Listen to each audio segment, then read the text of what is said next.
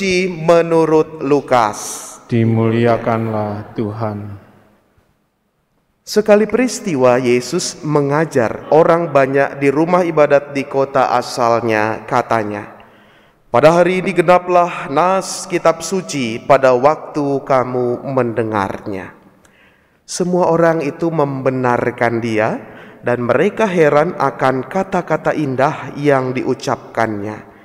Lalu mereka berkata, "Bukankah dia ini anak Yusuf?" Kemudian Yesus berkata kepada mereka, "Tentu kamu akan mengatakan pepatah ini kepada aku, 'Hai tabib, sembuhkanlah dirimu sendiri. Lakukanlah di sini, di tempat asalmu ini, segala yang telah kami dengar telah terjadi di Kapernaum.'" Yesus berkata lagi, "Sesungguhnya aku berkata kepadamu, tidak ada nabi yang dihargai di tempat asalnya. Lagi pula aku berkata kepadamu dan kataku ini benar. Pada zaman Elia terdapat banyak janda di Israel.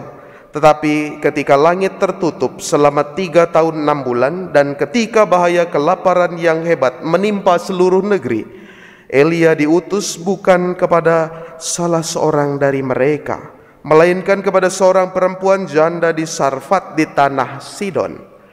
Pada waktu zaman Nabi Elisa, banyak orang kusta di Israel, tetapi tidak ada seorang pun dari mereka yang disembuhkan selain Naaman orang Syria itu." Mendengar hal itu sangat marahlah semua orang di rumah ibadat itu. Mereka bangkit lalu menghalau Yesus keluar kota dan membawa dia ke tebing gunung tempat kota itu terletak, untuk melemparkan dia dari tebing itu. Tetapi Yesus berjalan lewat dari tengah-tengah mereka lalu pergi. Demikianlah sabda Tuhan. Terpujilah Kristus.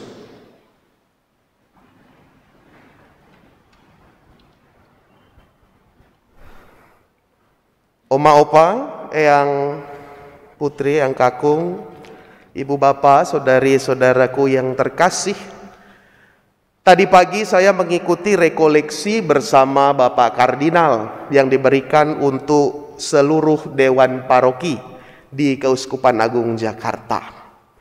Lalu ada kisah yang sangat inspiratif yang akan saya bagikan pada sore hari ini. Saudari-saudaraku, kita mungkin waktu kapan ya pasti pernah mendengar atau mengucapkan ungkapan ini. Ketika ada anak kecil laki-laki lalu jatuh lalu menangis, ya, misalkan cucunya atau anaknya dulu ya. Lalu ketika jatuh menangis, apa yang tanpa sadar kita ucapkan? Yang muncul kalimatnya adalah, "Kok anak lanang nangis? Kok anak cowok menangis?" Itu mungkin biasa kita ungkapkan, tapi sebenarnya di balik itu ada kesalahan pikir luar biasa. Memang kenapa kalau anak cowok menangis? Nggak boleh. Kan menangis itu adalah dasar manusiawi. Boleh menangis. Perbedaan boleh dan tidak menangis ditentukan dari jenis kelamin, laki-laki atau perempuan. Padahal sama-sama manusia.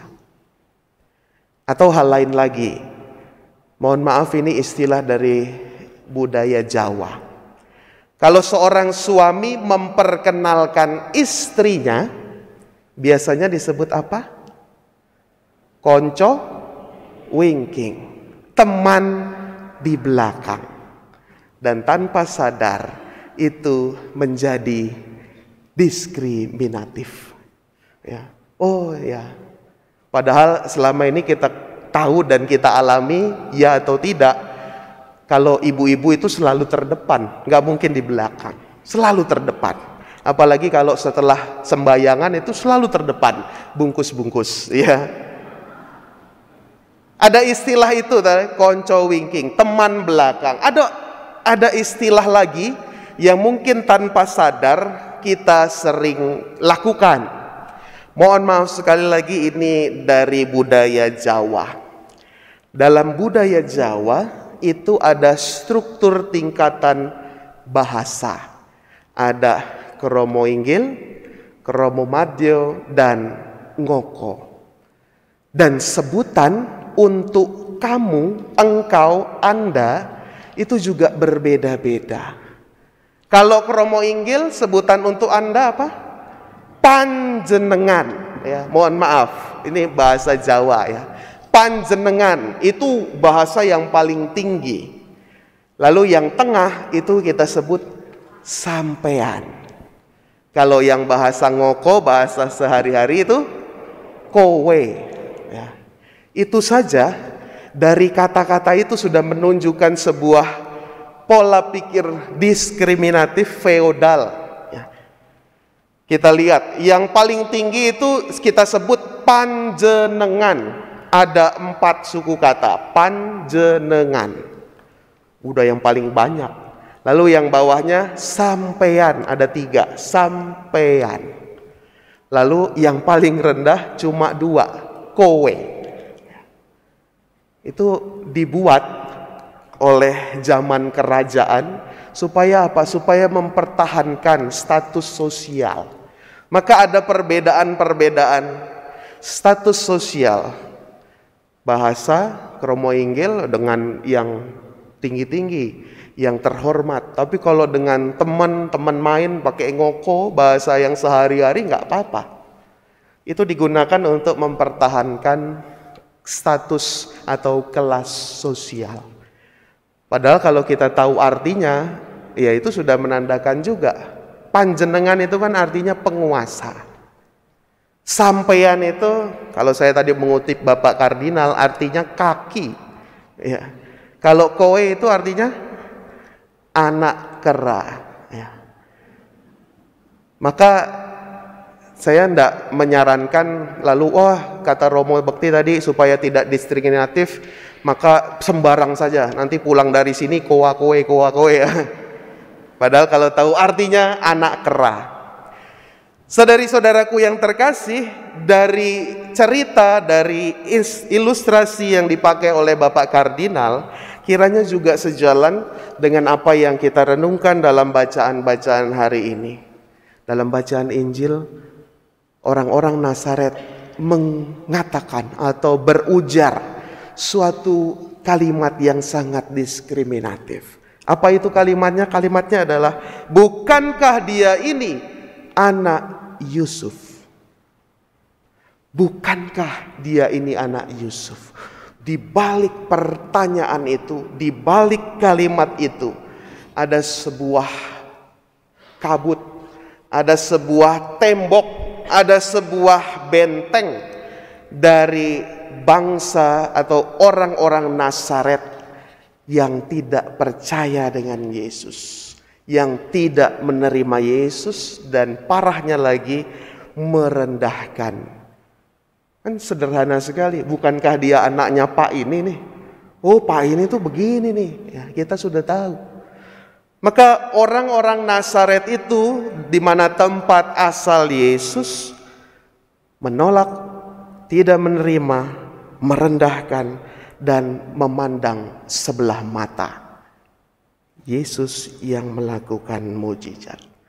Dari situ kita sudah dapat makna yang luar biasa.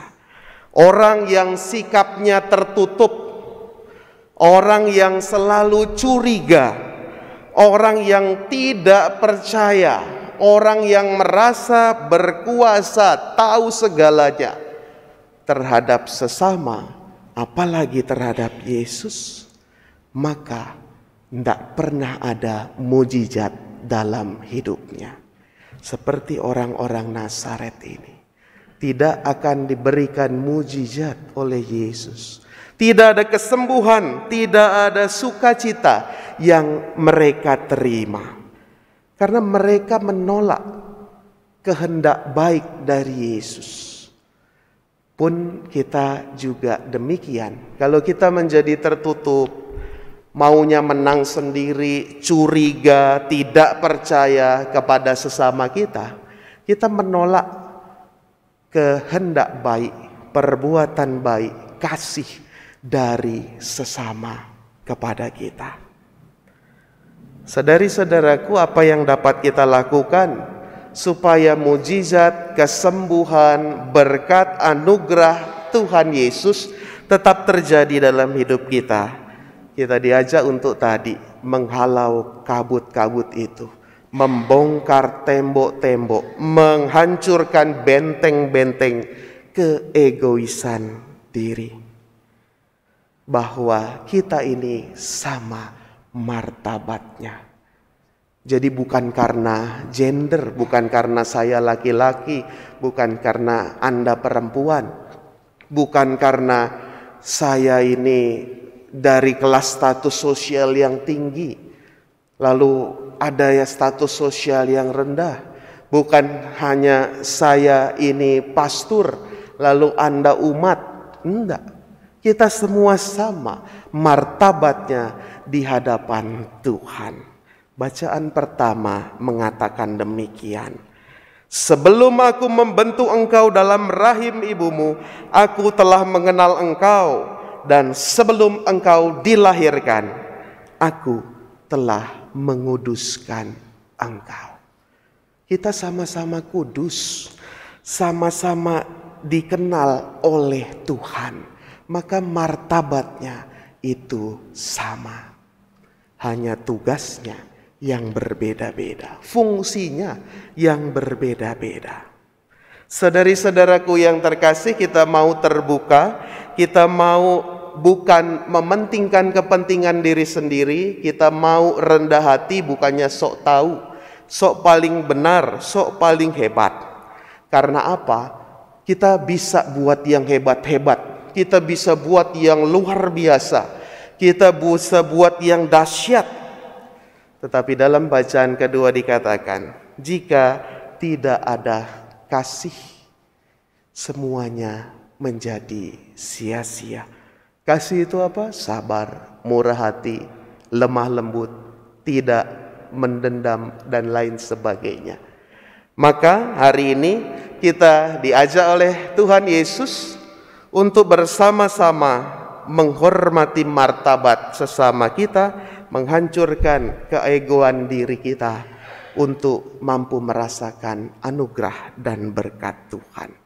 Kita hening sejenak, meresapkan sabdanya, serta menanamkan berkat anugerahnya dalam hati kita. Kita tanggapi